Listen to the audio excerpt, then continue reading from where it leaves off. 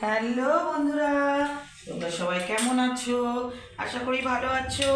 আজকে তোমাদের রান্না দেখাতে পারিনি বন্ধুরা, রবিবারের বাজার।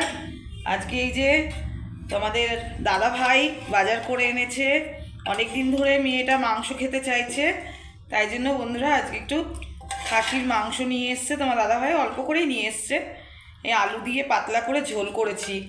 এই দেখো বন্ধুরা, কি সুন্দর লাল লাল ঝোল খাসির মাংসর।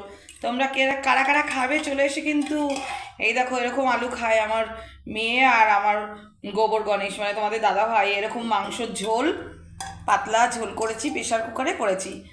আর এই যে পুরো মাংস, আর এই যে স্যালাড কেটে রেখেছি, শসা আর পেঁয়াজ স্যালাড কেটে রেখেছি। আর এই দিকে গরম গরম ভাত হয়ে গেছে। এই দেখো বন্ধুরা, তোমাদের রান্নাটা দেখাতে পারিনি বন্ধুরা। রবিবারের বাজার অল্প একটু করে নিয়ে এসছে। মেয়েটা অনেক দিন ধরেই খেতে চাইছে, আমি বললাম অল্প একটু নিয়ে আসো, আজকে একটু রান্না করি। আর ছুটির দিন একটু তো মাংস খেতেই লাগে, বলো বন্ধুরা। মেয়ে তো ও তো বুঝবে না কি আছে কি না আছে, বাড়ির বাচ্চারা বোঝে না। তাও বললাম তোমাদের দাদাভাই এটা নিয়ে এলো, একটু রান্না করলাম। এই গরম গরম ভাত আর মাংস। তোমরা যদি ভালো লাগে চলে এসো রূপাদির রান্নাঘরে, আমন্ত্রণ মানে নেমন্তন্ন রইল।